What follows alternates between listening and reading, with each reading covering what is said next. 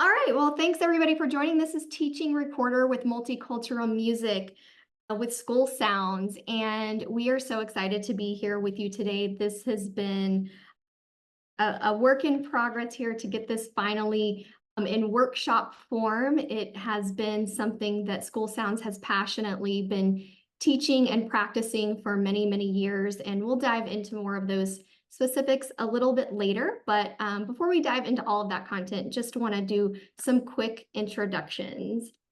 So my name is JoDee Scissors, and I am one of the collaborators with School Sounds. I'm a digital learning specialist and a former teacher. So I spent 13 years in the classroom, and I have transitioned into a role where I support digital learning. And School Sounds is one of my favorite collaborators. They produce really amazing content. And joining me today is Ruaridh, Pattison, and Louise Brooks. They are going to be supporting the workshop. Rue, who you'll get to know a lot in this session, he goes by Mr. Rue, or your students would know him as Mr. Rue once you dive into a lot of our content. He'll be helping us understand a lot of the resources that School Sounds uses and has put into practice. And then Louise is going to be helping us on some of the more executive office questions and tech responsibilities here in this session. So thank you for joining us. And before we get into the bulk of the content, I'd like to introduce you and have a quick note with School Sounds founder and artistic director, Nina Stern. She is the one that created the foundation for all of this, and I think you would enjoy hearing her perspective and reasoning and why this all got started. And shortly, we will introduce you to the wonderful strategies and resources that we have for you today. Go ahead and take it, Nina. Yes. Hello, and thank you all so much for joining us. It's really wonderful to see you here and to know that so many other people are going to be able to access this recording. School Sounds originated over 20 years ago with the Reporters Without Borders project in one New York City public school. I myself am a professional reporter player, and though I had already taught for a number of years on a conservatory level, I had little experience teaching school-age children. I was inspired over 20 years ago, particularly by one very passionate and creative New York City educator, to develop a multicultural and ensemble-based approach to reporter teaching. Since then, School Sounds has grown to partner with approximately 30 public schools annually in New York City and 4 schools in Nairobi, Kenya. We employ 19 teaching artists like Ruaridh Pattison, whom you are about to get to know, talented, very talented performers who are also extremely dedicated educators. We now offer a large variety of courses in addition to Reporters Without Borders. Through the pivot to remote learning during the pandemic, we learned about the particular ways in which online learning can be powerful and expand access. And that led us to start working with JoDee Scissors and her incredible team at Paper Planes Ed.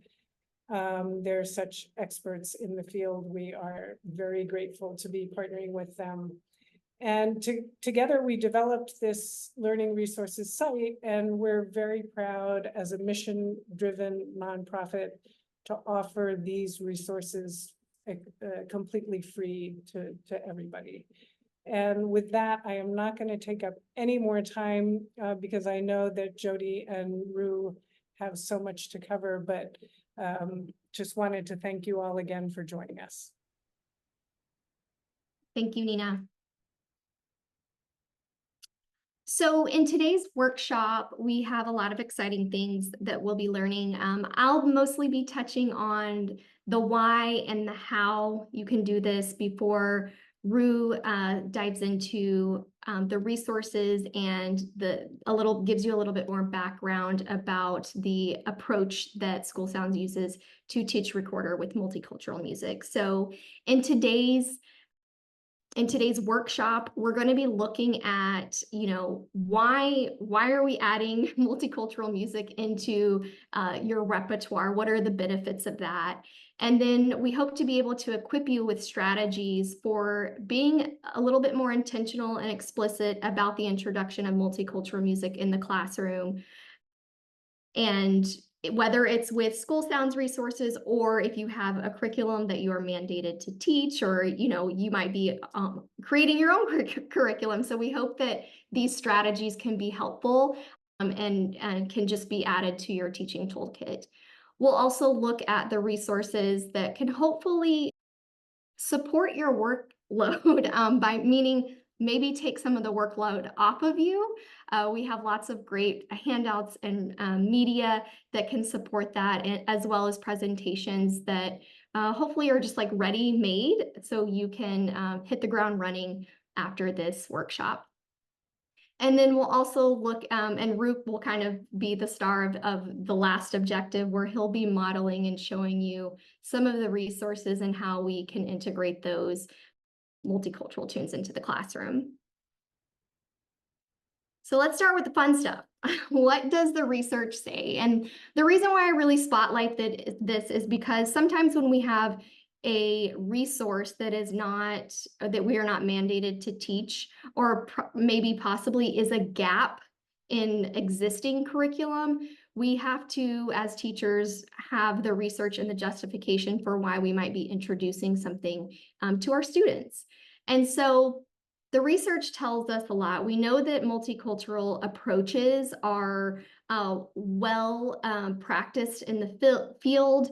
They are not just a part of music education, they are a part of ELA, they're a part of math, they are even a part of considering what we ask on standardized testing. And so the research tells us that if we take a concept like multicultural education and we intersect it with music, that they're kind of these two really powerful forces that can create positive experiences for students. And if you think about any time that you have had a musical experience, they're deep, they're memorable. And so we hope to be able to foster that through this type of approach. We also know that when we integrate multicultural music, that we can introduce and highlight different cultures and show that they have contributions to society, to history. And we love hot cross buns and we love Baby Shark and all those things that you can teach on Recorder, but there are really other ways that you can connect more deeply with those around you, and this is one of the solid approaches to be able to do that. And as I mentioned before, they intersect with all kinds of disciplines, from patterns in math to the social sciences. But one of the more recent pieces of research that has come out, which I think is one of the most important post-pandemic things, is when we talk about social and emotional learning. Counselors are continually telling researchers about the hardships coming from the pandemic, whether it might be kids are not socially developed with their peers, that they are struggling in their day-to-day. And so we know that music is a very powerful tool for building relationships and developing a bit of social awareness, not only around us in our immediate classroom, but if you expand out into the community, in your home, in the wider scope of if you go and visit somewhere, if you're traveling. And so one of the strengths is that SEL is a really popular and trending topic right now, and we know that teachers already do it really well. They're already doing it. But this is one of those ways, if you're thinking about how do you connect more deeply with your multicultural classroom, your student body, that this is a pathway for you, and that it can really be a strong vehicle to not just learning music concepts, but learning about yourself, learning about those around you. And so that's one of the things that I really love about the research. And I think that School Sounds research our resources do a really great job of that. The other one that I really wanted to mention was that music is one of the oldest forms of storytelling. It's one of the most historical ways to listen and learn cultural traditions. If you think about even just songs that you heard growing up, I can hear my grandmother's squeaky voice. She wasn't a singer. She wasn't a singer, but she loved to sing. But I can hear her voice singing these little like lullabies, and I can even though I haven't vocally sang them in many, many years, I remember them. I remember those lyrics. I remember those little rhythms that she would clap when we were in church and stuff. So they carry longevity, and kids will remember those musical moments. And so we're here to, share these resources and let you know that the research supports it. It is very foundational to student learning to be able to connect deeply with their peers and their teachers. And this is just one of the ways to do that. And so how do you do that? You have all this research and you have all of these resources, but you really have to be strategic. And so while there are a lot of strategies for integrating multicultural aspects into your curriculum, and in this case, music education, we have really honed in on strategies that can be applied in your classroom that are just kind of like you can hit the ground running. You don't have to overhaul your repertoire. These are just kind of bite-sized ways to integrate it. And so the way that all of School Sounds resources, the way that their approach to teaching multicultural music through the recorder, the first thing they do is, and the first thing you can do is to make those self to culture connections, whether it is the student's own culture, their peers' culture, perhaps even a geographic location, or something that they may have heard at the park. If there was an African drumming ensemble there, or if they were on a trip, or maybe they just heard it through the radio. If radio is something that kids still listen to, that is. And then also one of the strategies that they use throughout their curriculum is that you have to curate listening sessions where you can make a connection to whatever culture that you are representing. And the reason why they take that approach is that sometimes before you practice it, you want to hear it. You want to hear the roots of where it comes from. You want to feel connected to it before you dive into that learning. And then another strategy that they use is that you have to be really strategic about which songs you can select. And you don't want to bite off more than you can chew. You want to make sure that you know your students and what level they are at. So you can start with you can start with that baseline, and then you can scaffold up and down from there. But being strategic about your song selection really can improve your success in teaching music. So, and then lastly, backing tracks. We've got some really cool backing tracks, and I think that's one of the things to consider when teaching the recorder is how backing tracks can really be helpful in supporting students as they acquire those skills to be able to perform those songs. And so while these aren't all the strategies, these are just what we feel are the most accessible ways to really quickly connect cultures and music. And so with that being said, I'm going to be passing the torch here to Rue, or Mr. Rue, to be able to go over more of the music specific approaches and reasonings why these lessons are effective. As Nina mentioned, they have worked in schools all over New York City. They have been able to impact over 13,000 students. So this is not just an approach that is an idea. It's actually been put into practice and shown success. So we hope that you all can be successful in doing this as well.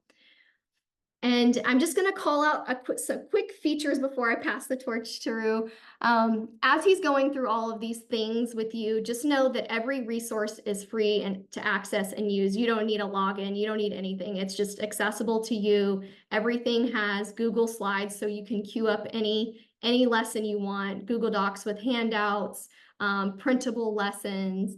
And then also you have the option, because we know that media, we want educational resources to be safe and secure. So there are 2 offerings for how to access Rue's instructional videos, and that is through Safe Share TV and as well as YouTube. And you can use the YouTube option if you have like Google Classroom or other educational platforms where you can just upload that URL and make it a little bit more secure for your students. And then lastly, everything that he is going to go through with you, they are designed and articulated by teaching artists as well as Nina. So again, they are, resources that have been shared, they have been practiced in the field, and they have been refined. And as always with all lessons, that you too can put your own remix on things. Teachers are really amazing creators, and so nothing here is scripted, because you are you put your own fun twist on things. And so that's one of the things that we love about our School Sounds teaching artists, is that they have these resources, but they have their own things that they do that are really special. So we don't want to take away from everybody's uniqueness. You have the freedom to be able to put your own twist on it. So that's enough of me and what I have to share for you in terms of some of those business items about why and how. And so I'm going to push it over to Rue. I'm going to stop sharing my screen, and he is going to dive in to the next step. Hi there, everyone. Okay. Are you sharing your screen now? I will share. Yes. So this is what one of our lessons looks like, and I wanted to start with this one because this really kind of this like sums it all up for me. What this program's about. So as Nina was saying, this series was something that was born out of the pandemic and the push to digital learning, remote learning. But this song is very special to me and kind of like really illustrates the whole concept, I think. So I'm a saxophone player. I'm a jazz saxophone player by that's my profession outside of teaching. And when I was a young teenager, I was at a jazz camp in my home country of Scotland, and one of the teachers there taught this song Homecoming to me. And it's written by a South African jazz musician called Abdullah Ibrahim. Was known earlier in his career as Dollar Brand, and it's stuck with me all those years until I became a teaching artist for School Sounds. And Nina mentioned that we have a program in Kenya, and on the first trip to Kenya in 2017, I taught our Kenya teachers out there this song, and we both kind of made an arrangement, a recorder arrangement, and taught it to the students that year, and they used it in competition, and they are still using it in competition with a whole new batch of students this just past summer. Nina and I were in Kenya, and this song has now become part of their repertoire, and they're still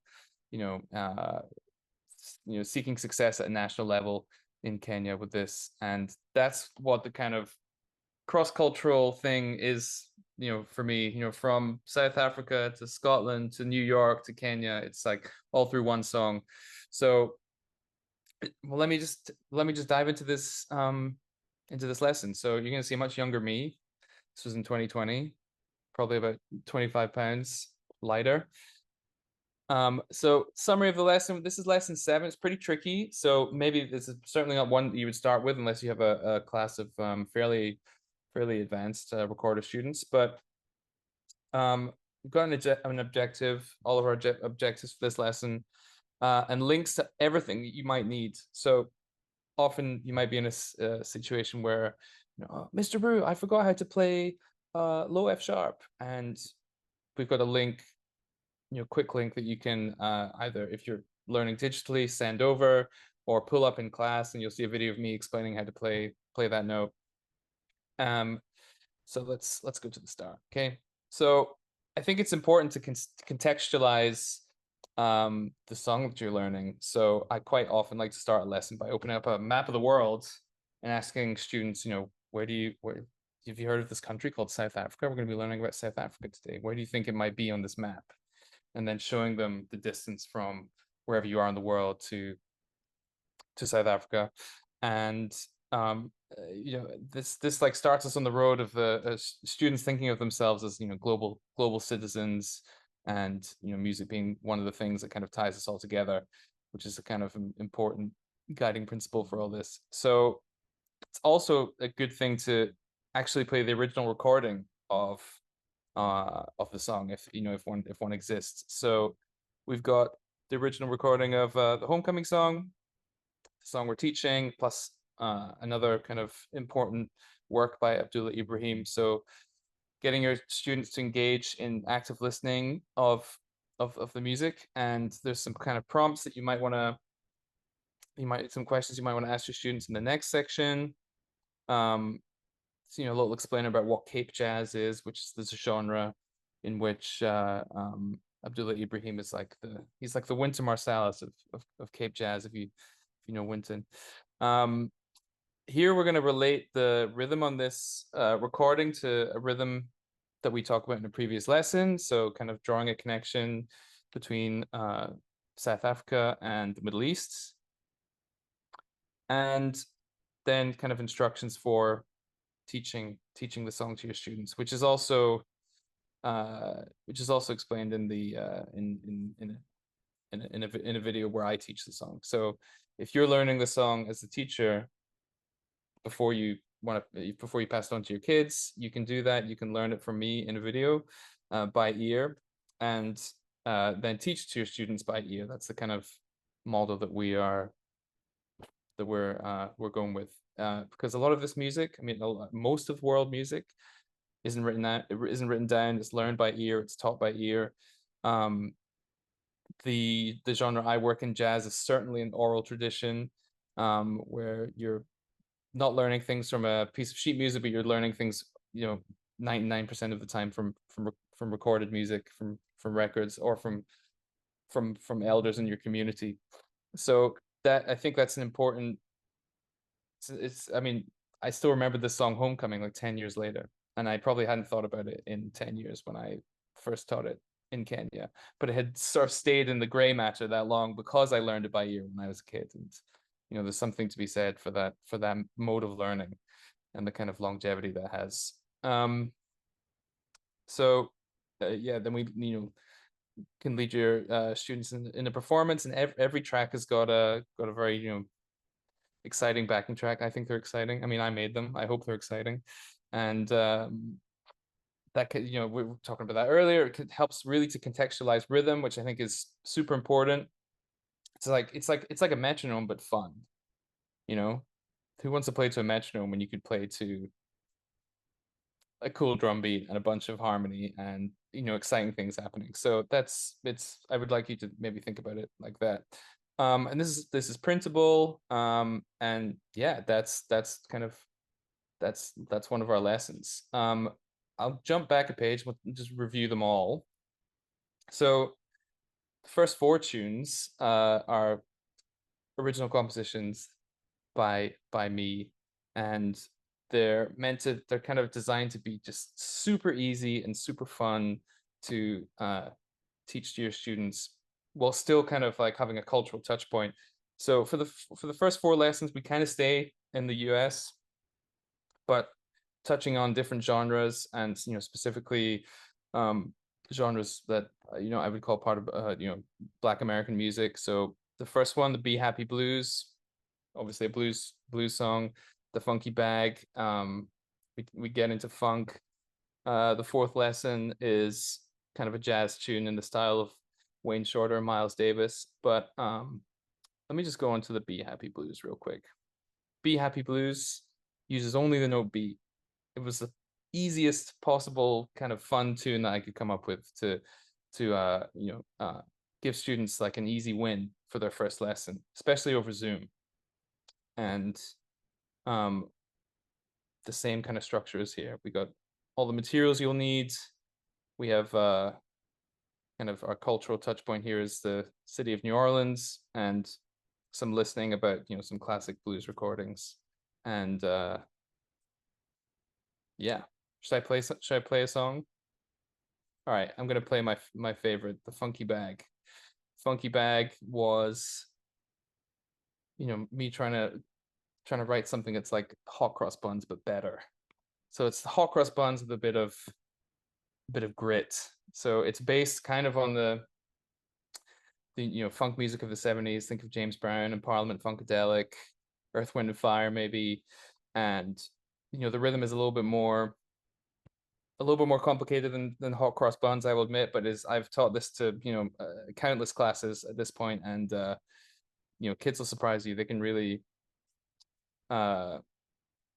get a rhythm like this quite quickly, I think. So here's am I sharing audio? Let's check. I haven't done this in so long. There we go. Stereo audio sharing. Beautiful. So here is the Funky Bag. I'll play the first refrain.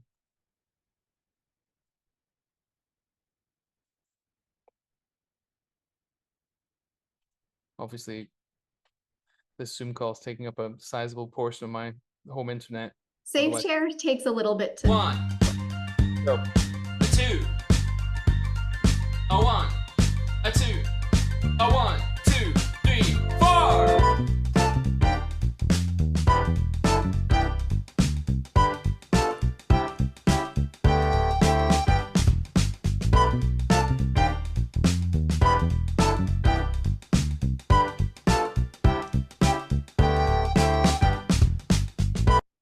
So I'll stop there. I feel like I've rambled on enough, and I would love. I feel like people were jamming out. I'd love to, kick it back to JoDee. Before we move on, in the chat, does anybody want to hear or see another example of a backing track, or perhaps how Ru may teach a specific note? Let's see. I'm pulling up the chat to see if we see anything. Yes. Okay, we have a yes. All right. Is there a specific one that you want to see, Ru? I'm going to stop sharing. Do you want to share this index page really quickly and see if there are some examples? So Anthony, do you want to hear a backing track or a note being taught? Is there anything specific you're interested in hearing? I was enjoying the backing track. I want to hear more of the backing track. Yeah. Mm-hmm. All right, let's do it. Okay, so did I stop sharing? Oh, okay. Sorry, I muted myself. Classic Zoom error. Thought I was over that. If I put enough hours in a Zoom meeting to not make stupid mistakes like that, but apparently I'm still doing it. Or sharing the slide. Yeah, well. Where it's like we're all getting used to Zoom still. Every day is a learning opportunity. You're never done. All right, I'm gonna go back to Homecoming because I love it so much. Actually, I changed my mind. All right, we're getting thumbs up from Nina on Homecoming. I'm gonna go to Malika, the last. Oh, you're Micah. Okay. Oh, she likes that one too. Okay. This one's also Malika.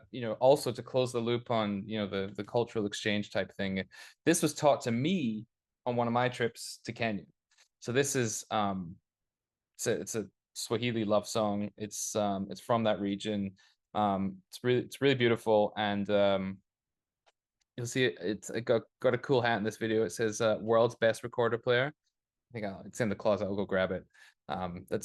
Sometimes I like to wear that with kids just for fun.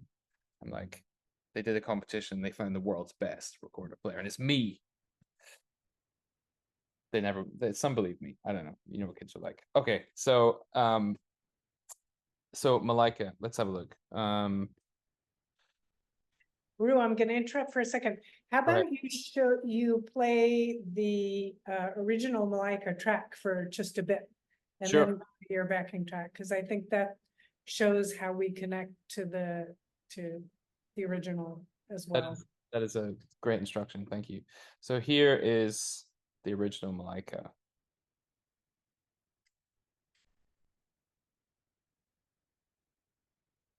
And I'll show myself teaching a note as well, or teaching something like how to set up the recorder, how to breathe properly. It's kind of, you know.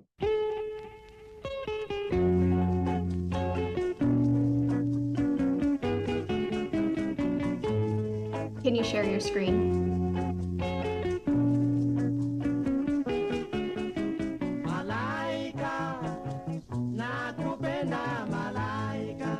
Is that okay? Oh.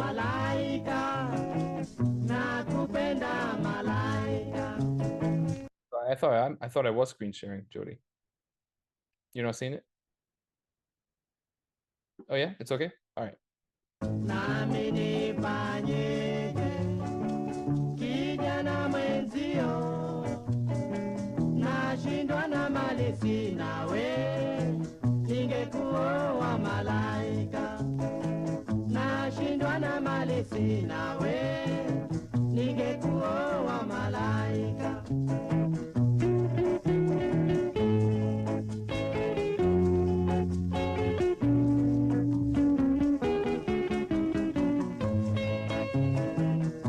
All right, I'll stop that there and I'll pull up our performance backing track.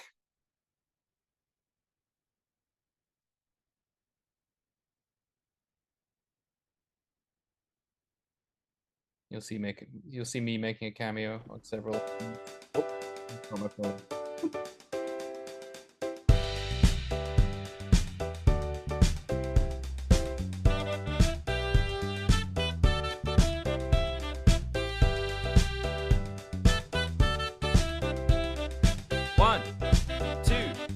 One, two, three, four.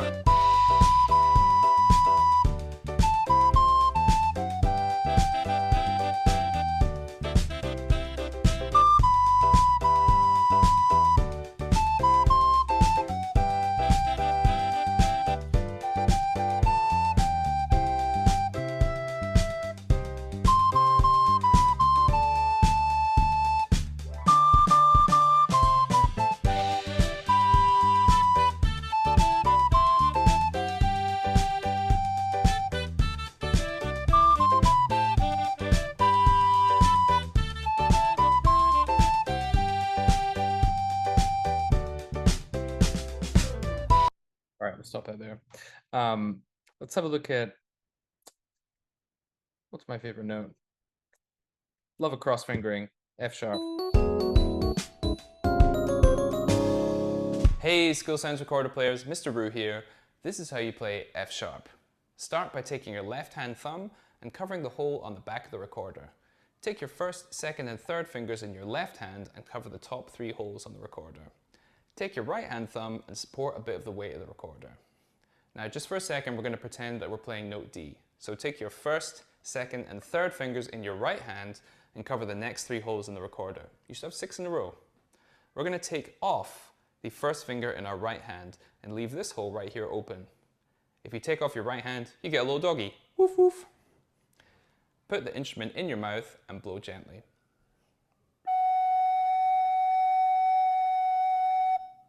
And that's how you play F sharp.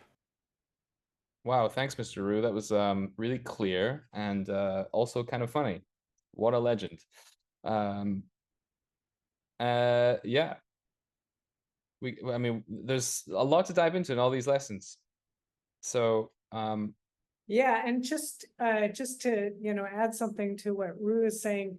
So Malika seems complicated in a way, but again, I think if you're teaching rhythms by ear, you'd be amazed at how quickly the kids will pick it up. And also just remember that that's 8 notes. They just need to know from low D up to high D, and they can play that fantastic tune with, with the backing track. And it's of course scaffolded, so it goes from just the one note to 3 notes and then 4 and then 5, as you move along, you're adding notes the whole time. And yeah, I and really, I just wanted to add that the way that you all have structured it too is that, if you start with the Be Happy Blues where it's more beginner, and then as you kind of go into each lesson, it becomes more intermediate and more advanced, and that's how it's designed. Is that right? Yeah, yes, absolutely. But what's really nice is that even when they just are working on the one note, there's so much else that they can be doing. They're listening to a blues song, they're and then to be able to make music with the backing track when they've just learned that one note is really powerful. Mm-hmm. Right. Rue, did you want to add anything before I touch on a few more things? I'm feeling great.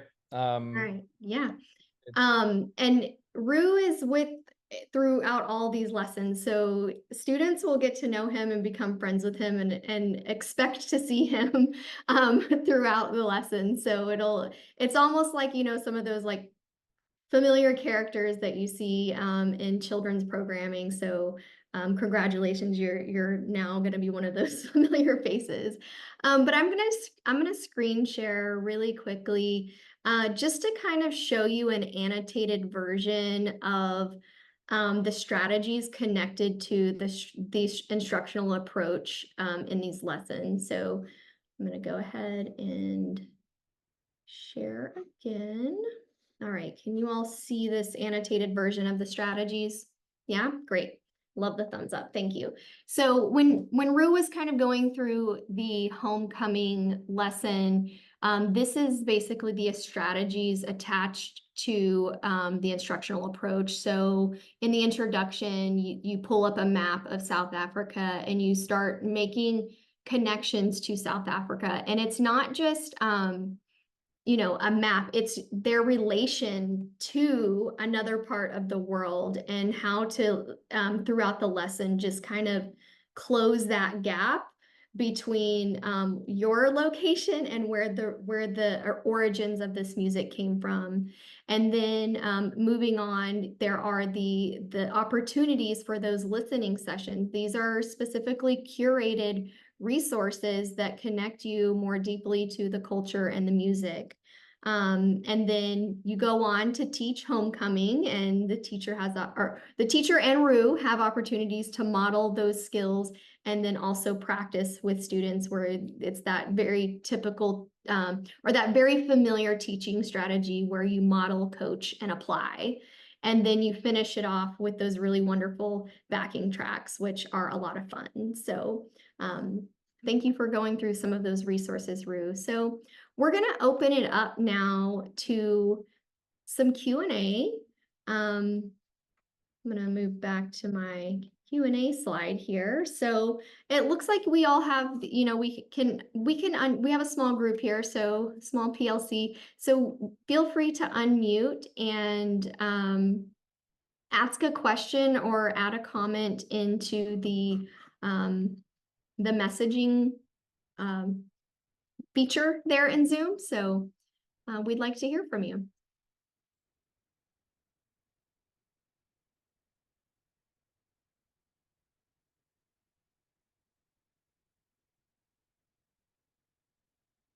Any questions? I'm going to stop my share. Hey, Tom, do you have a question? All right. Thank you for the feedback, right. Mr. Yeah. Bashir. Hey. These are wonderful. I'm so delightful to see. I'm curious, not to in any way dismiss the beautiful benefits of this, and the oral learning makes so much sense to me. Is there, where or if or do you deal with the notational aspect of it of any form or another? Just curious, not to say that one is bad, one is good. I mean, just really interested because we all learn in so many different ways. We had a feeling that question was going to be asked. I'm intrigued. I'm going to let Rue or Nina take that one. Yeah, we do get asked that question from schools specifically, from teachers, from families even, where they specifically want their children to learn how to read. And of course, that is also a wonderful resource because it opens them up to a kind of independent learning that might not otherwise be accessible to them. Very often our own courses and also, when I've traveled the world teaching internationally, very often it's either in shorter residencies in the case of our school residencies, or when I've traveled internationally, I'll be with a group of children for a week and for me and for us, I think generally speaking, the most important thing is to get these kids making music together, get them to experience playing a musical instruments. There's so many kids in the New York City schools that never have that opportunity. There's so many kids worldwide that never have that opportunity. So that's our primary focus, and to get them playing together, like creating a community is very, very important to us, creating a community through making music together. So that's our primary focus, which is not to say that we don't also in Kenya, but also in our New York City school programs, we will, once the kids are making music together already, we will pivot to learning notation. Learning, rhythmic notation tends to be pretty easy, though what I've discovered traveling the world also is how limited notation is, right? There are rhythms in Kenya, as Ru will attest to, because he's always the one writing down these incredible traditional tunes that they bring to us, and that they create arrangements of incredible traditional Kenyan music for their music festival pieces. It's extremely difficult to write them down, and even when you have the aptitude to write them down, as Ru does, it's still not quite right? It's like jazz when you write it down and then you say play it with swing. So that that's where the ears come in any case. But yeah, no. And one thing we are aiming to add to our resources is sheet music to these courses as well. We will be adding that. It's a next step. So thank you for asking the question. And I just wanted to add, and that's not to say that when there is sheet music that people will do it as is. Like there's always, adjustments that musicians like to make to the composition. So yeah, eventually when that does happen, we always know that sometimes edits are made anyways.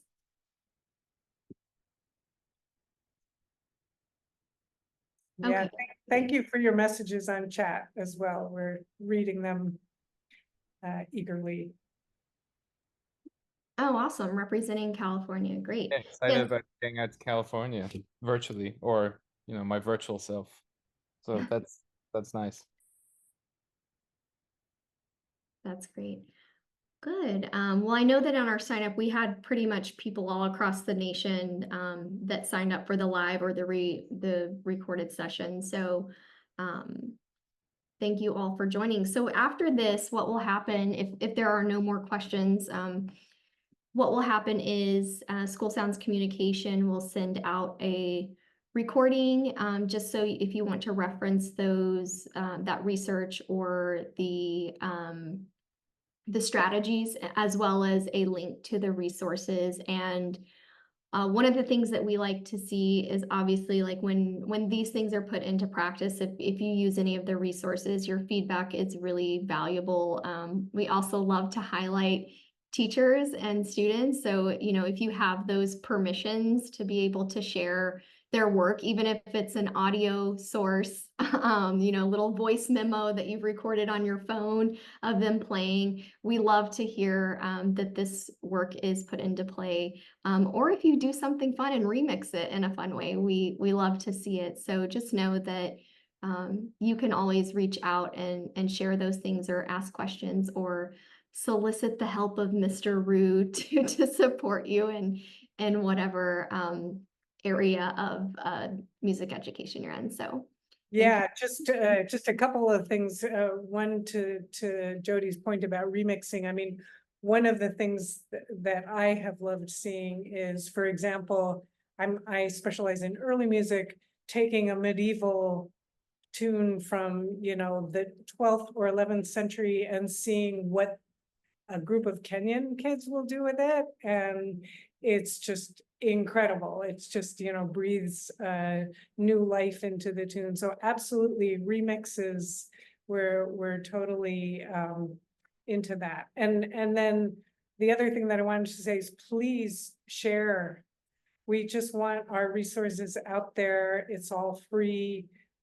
Tell your colleagues, tell your friends. The more people that use them, the happier we are. that's a great question. I'm actually going to show them the Padlet really quick for sharing. Is that all right? Okay, let me just pull that up. Okay. Okay, so I'm going to share my screen again. Okay, thumbs up. Yes, okay, awesome. So if you go, I'm going to go back to just homecoming because that's kind of been our exemplar, Recorders Without Borders. So let's just say that you were teaching homecoming. At the very end of the lesson, we have something called perform and share. And on every lesson on their site, you can go to the School Sounds Padlet and you can upload artifacts or recordings or video clips. Just, make sure that you know the rights of your students and what you're able to share and not share. And so you can definitely upload. So in the slides, if you are queuing up those lessons, basically all the resources are just kind of curated in this. So you don't have to just keep pulling up URL after URL. And all the videos are embedded in there to, learn more, to subscribe to their channel. Those are your multiple options, as well as obviously, like if you go to the website, you can find emails and contact School Sounds Communication. All right. Oh, nice. Louise put the communications email in there. Great. Yeah, we'd love to see some activity on that Padlet. Kids are really tech savvy, so they can. When I was in the classroom, there's the voice memos on like Chromebooks where you can take your recorder and record a little voice memo, and they themselves can upload to Padlet. All right, I think we've covered it all. Let's see. Oh, sorry, we have one question. How to navigate the Google Slides. Okay. 1 second here.